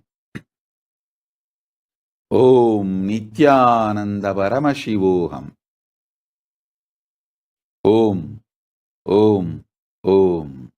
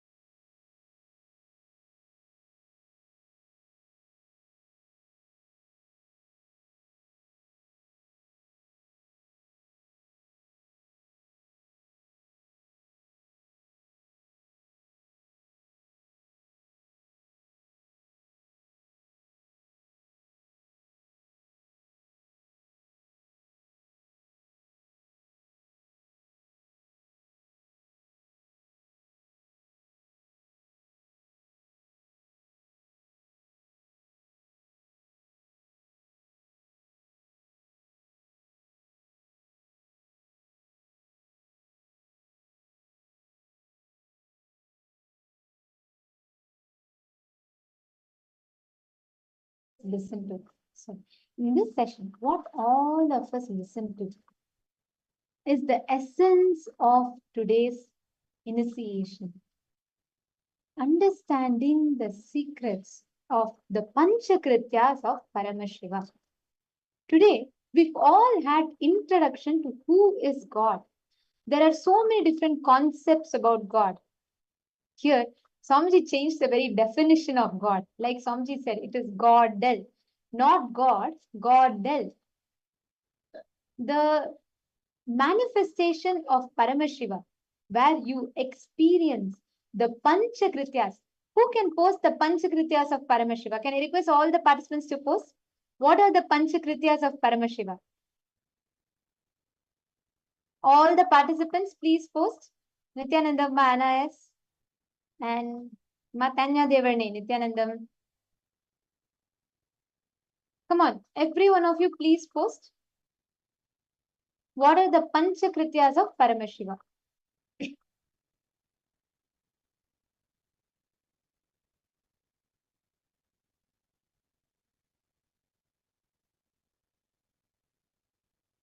Okay, I'm seeing different answers. You all can list it down. See, even if you're having the Sanskrit words difficult, you can list down the actions, the 5 actions. What are the 5 main actions of Sadashiva that Swamiji described? First, whatever you remember, whatever you understand.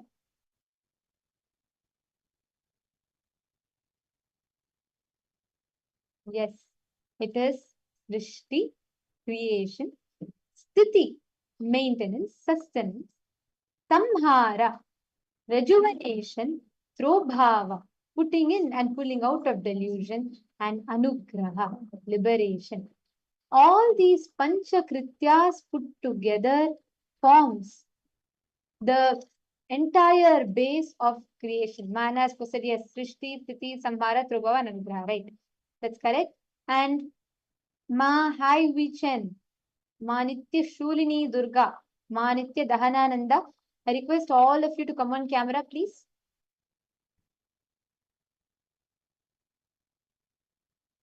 Okay, see, when you understand that the Panchakrityas, all the Panchakrityas you are creating, you are sustaining, you are rejuvenating, you are putting in and pulling out of delusion, and you are liberating.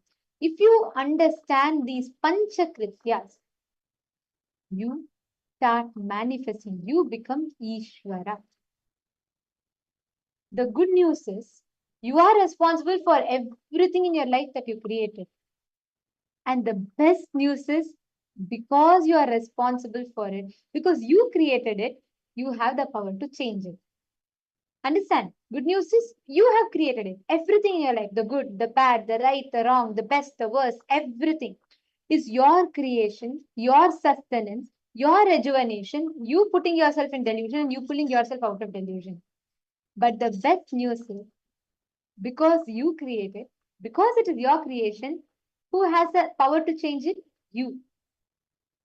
Your entire life is completely under your control. You have the ability to create it. You have the ability to sustain it. You have the ability to rejuvenate something. Entire thing is your creation. You can simply change anything you want as reality just by willing it, consciously owning up. How many of you are understanding this owning up that Swamiji explained? When you own up what you did, when you own up, yes, this is my life. The problem, whether good, bad, right, wrong, I am responsible for it. When you take up that ownership to it, you experience tathatha, easiness. Like Swamiji beautifully revealed, the easiness of Paramashiva is Ananda. The quality of easiness. Easiness means how you exist. Tathatha. That easiness of Paramashiva, that quality is pure Ananda. If you enjoy your easiness, you will reproduce more and more easiness. And how do you experience that easiness, the state of being? When you start, when you start owning up every aspect of your life, you start manifesting that as your reality. You start experiencing, having this breakthrough where each time, the whole thing will be your reality. You will be manifesting it. Otherwise, even if life presents something good to you, you will only again and again keep blaming life. You'll only look for more and more reasons to blame life. Otherwise, even when there's a situation which is not like, so-called this, as per what you want, you will still have the power to change it. Now, please understand, each time when you decide to manifest, you will be, if you own up, life will be blissful. It is your creation. Life will be your creation. Otherwise, even when life presents something pleasant to you, you will only find more and more reasons to be worried about it. There's a small joke Swamiji tells. 30 years of marriage, and after, finally the Nitya Patni and Ananda Pati, they were celebrating their 30 years of, marriage, and Patni presented the gift, 2 shirts for the special occasion to her husband, Nitya Pati. And the Pati was very touched. He was so happy by this pleasant gift from his wife. So he declared that, they would go out of it for dinner instead of cooking home at that night. It was a very tender moment for the two. So Pati freshened up, and to make his wife happy, he wore one of the gift shirts and he came out of his room. Patni looked up, she smiled, lightened up. After that, she paused and snarled. So the other shirts is not good, that means? Understand. This is exactly how, even if you don't own up, even when life presents to you what you have been seeking for, what you have been yearning for, you will start manifesting that as your reality. Every one of you, understand, you are responsible for your creation. You are responsible for something that's pleasant, and you are responsible for something that is unpleasant also.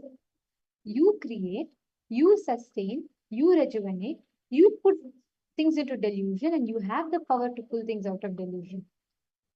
The entire creation is in your hands.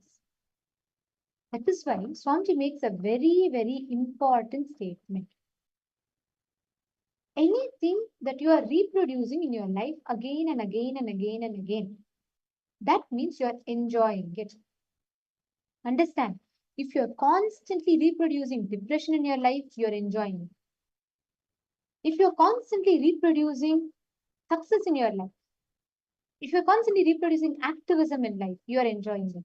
What you reproduce, you are enjoying. You may be surprised, why will I enjoy my depression? But understand, anything that you have created, that you keep repeating in your life, is your creation.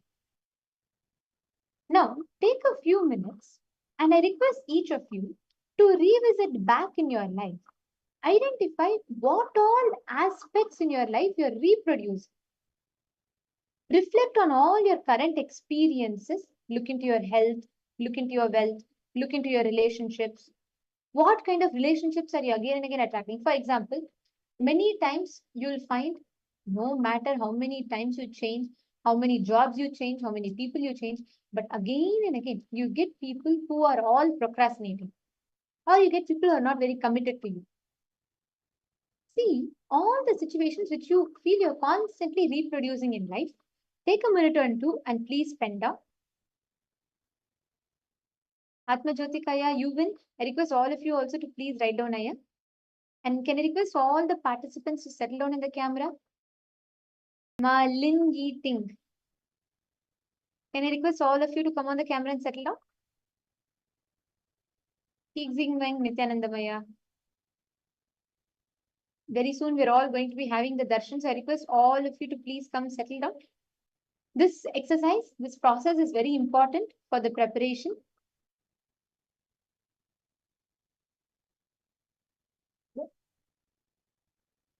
Please sit and write down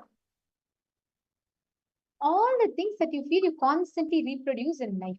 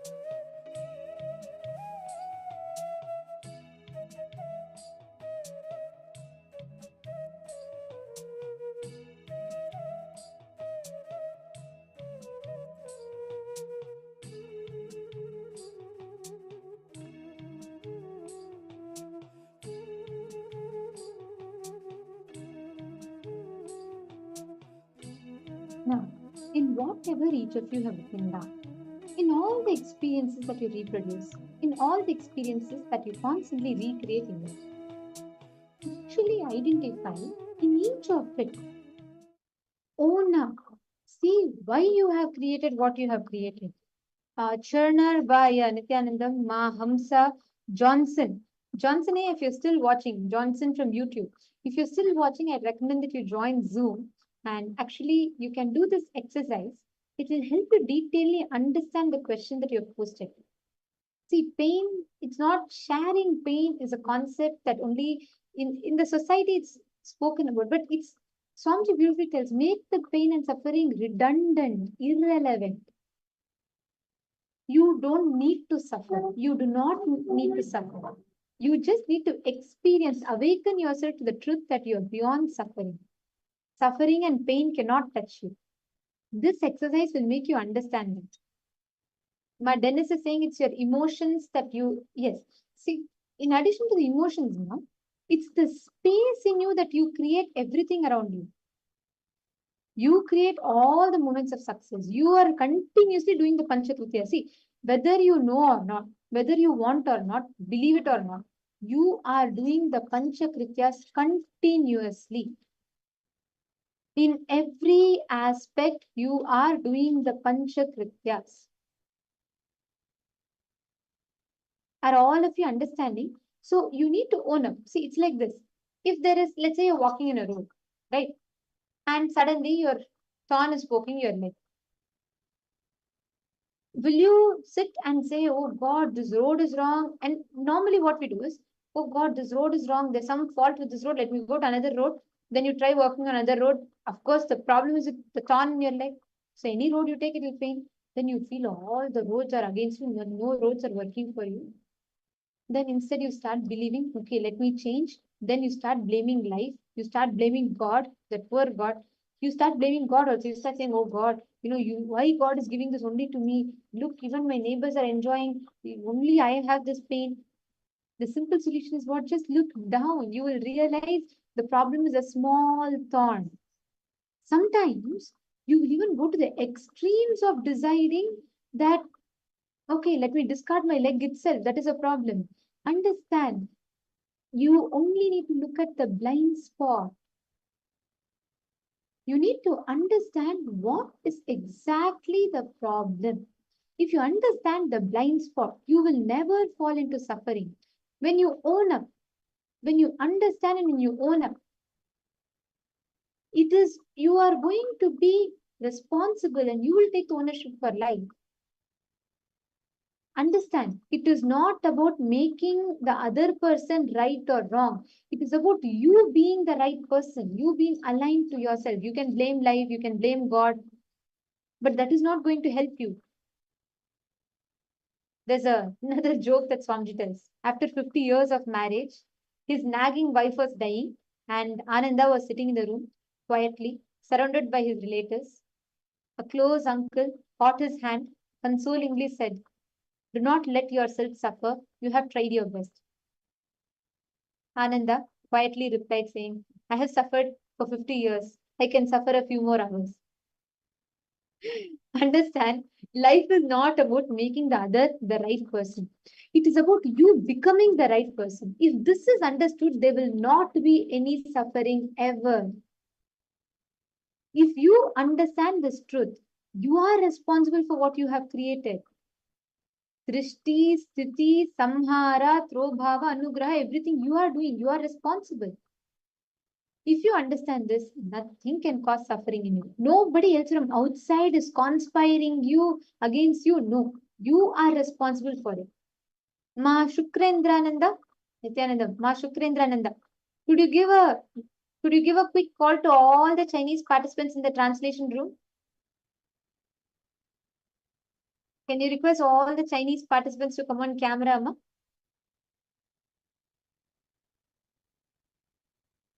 Ma Nitya Shulini Durga. Yes. All the participants, please come in on the camera and settle on Ma. Hi, Vishen. I know for many of you Chinese participants, all of you are sitting through your night today and sincerely attending. A lot of you were participating today. And now it's time for darshan. So quickly go, maybe grab a cup of herbal tea so you don't miss today's darshan. And today we are going to be having a very beautiful darshan. Do not miss. Please go. You can grab a cup of coffee. Herbal tea is best. It's recommended. If you can just see, it's very simple. Just take ginger, grate ginger, boil it in water or tulsi, any herbal leaves. And then once you bring the water to boil, then turn it off. And you just need to add honey or jaggery to sweeten and lemon. It'll be very refreshing and delicious. And you will be able to enjoy the darshan and session fresh. Ma Yan Mi Jing and Ma Ali. Can you all come on camera, please?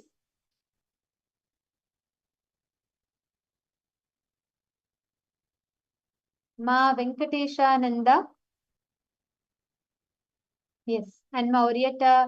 Come on, everyone, please settle down. Nithyananda, Ma Jnana Yogini. Nithyananda, Ma Lita, Ma Tanya Devarne. Request everyone to settle down. In today's session, what we are learning is directly working in your depth, making you understand you are responsible for all the creation in your life. If you understand this, even the so-called pain and suffering will not touch you because you will know you created it, which means you have the power to change it. See, it is like if you take a clay and then you mold the clay, then what happens? You can change it. If you don't like, you make shape, let's say you make a shape of a pot, but you don't like it. So you can make it into a rose flower, you can make it into a temple. You just need to own up. If you own up that you have created it, you will immediately know you have the power and ability to change it. Ask yourself, what have I created it for? Many times, just to avoid escape from life, you will create some diseases in you. So you just need to see what is the exact reason you have created it and own it up. Take a few minutes, own up each of these aspects now. Write down. Own up every aspect and write down what is the exact reason you are stuck.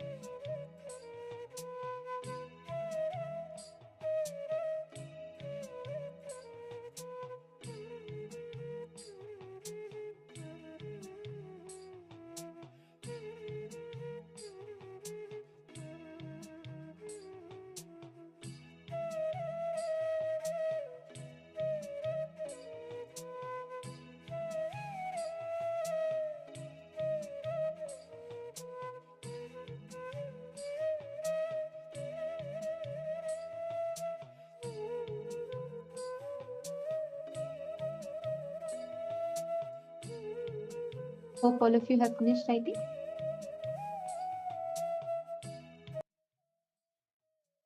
Now, whatever each of you have written down, what you have created, you need to own up and you're responsible for it. Now, there may be some aspects of you which even you do not know why it is there, why it's happening to you. Please understand, which is beyond what you know, even what you don't know, everything. Just surrender to Swamiji and he will take care of you. Today, Swamiji is going to be gracing all of us in the darshan of Sadashiva Murti, the form of Paramashiva, manifesting as Sadashiva Murti. Today, we are all going to be having the live darshan of Bhagavan Sadashiva Murti, form of Paramashiva. I request all the participants, every one of you, to please come and settle down. All the participants, please take a moment. I request every one of you to settle down. Please come on the camera.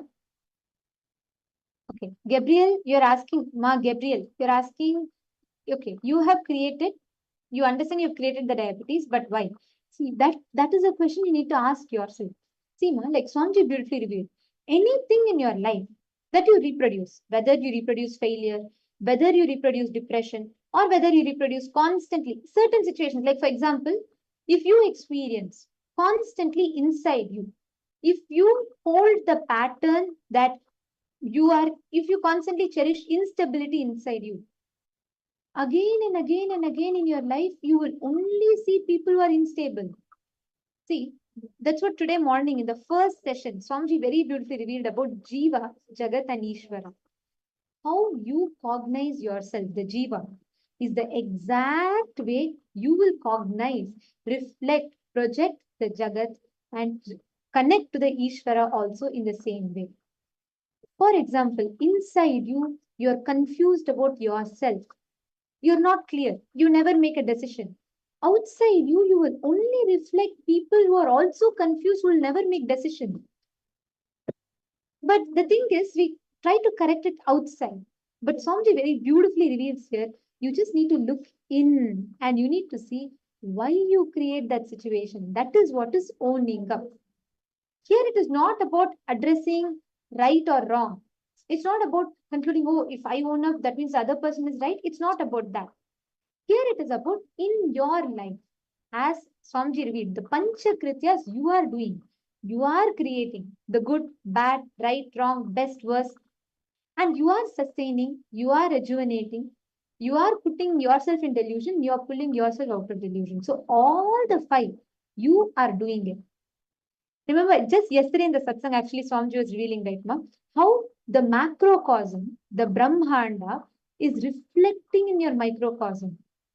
What as Paramashiva, Swamiji is creating, sustaining, putting people in delusion, pulling them out of delusion, liberating everyone. All the Panchakrityas. Same way, in your microcosm, in you are doing it every aspect. So, Gabriel, sit now, actually ask yourself, look in, see, why am I creating? There should be some powerlessness. What is the exact cognition you are feeling about you? When you ask this to yourself, you will find the exact blind spot, exact pattern. You're understanding, no? Does this answer your question? So sit now, actually take a few minutes, sit now and write. You will be able to understand. Ask yourself this question, then you will discover your own blind spots. Then once you discover the blind spot, you just need to own them up. The moment you discover blind spot itself, 90% of the problems get solved. After that, you just need to own it up and you need to manifest your reality. Sure. So all the others, can I request all the participants to come on camera and please settle down. Today, all of us are receiving the darshan of Sadashiva Murti, the form of Paramashiva that manifests as Sadashiva. Today, during the darshan, all of us are going to receive a very special initiation. The initiation to become Ishvara. Literally manifesting Ishvaratva, where you become the Lord of your life, having the lordship over your life. Ma Lita Sege, Ma Tanya Devarne, and Ma Yoga Jnana. Can I request all of you to please settle down in front of the camera?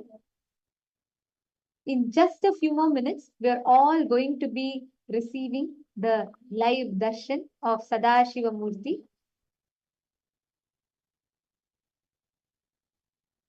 Now, let us understand about what is the Bhava Darshan. When we say Bhava Samadhi Darshan, each day we are all receiving darshan of so many different forms.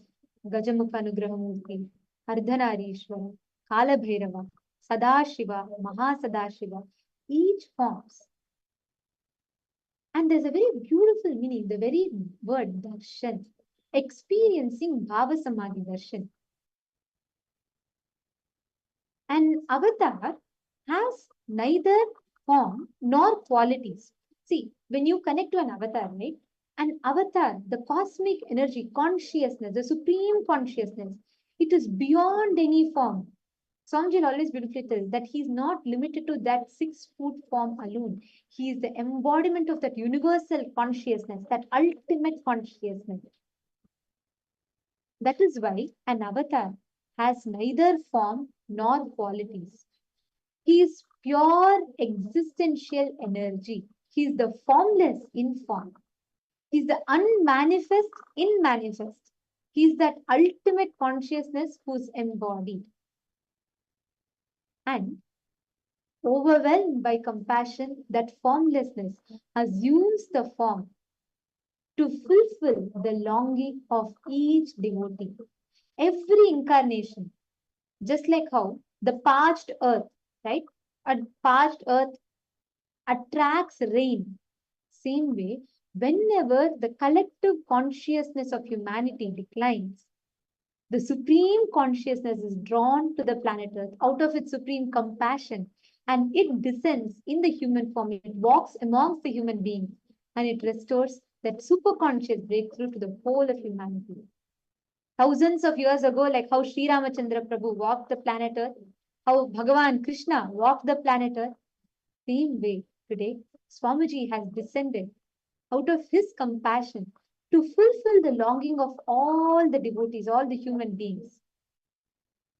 And in his descent, an incarnation allows all the cosmic energies to manifest through his body and assume various divine forms.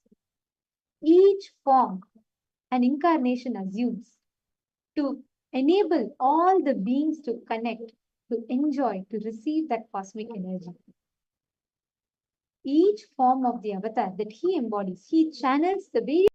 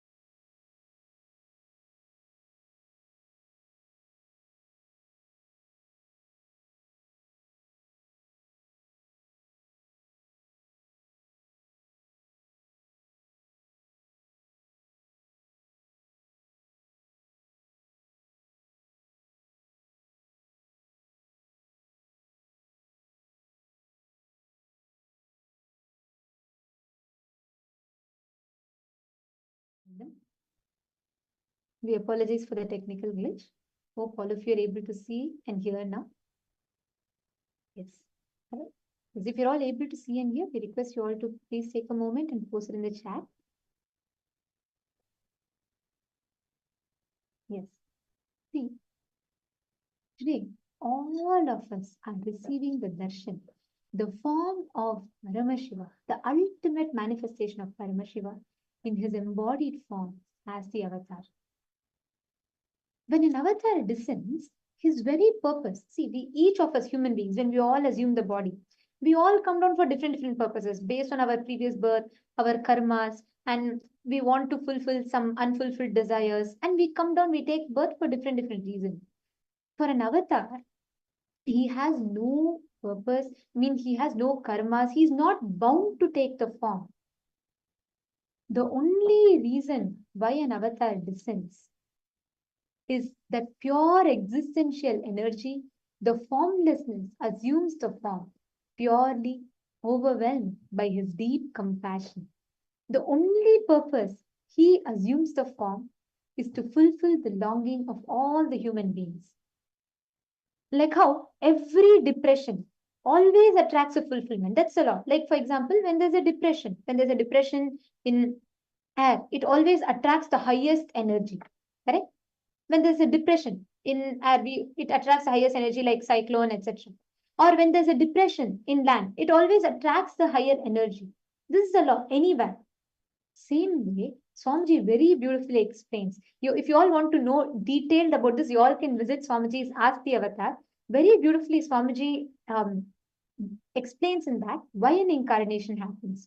Swamiji tells how every depression attracts the high, when the entire collective mass of humanity goes through a collective depression, automatically the highest energy of an incarnation is attracted to relieve the whole of humanity. This is what Bhagavan Krishna declares when he says, Yada yada hi dharmasya glanir bhavati bharata. That whole verse that Bhagavan Krishna declares, when Krishna says, Sambhavami yuge yuge, this is literally the formula for it. Whenever all of us human beings go into that collective depression, the decline of dharma happens. Out of the supreme compassion, the incarnation descends. This descent, assumes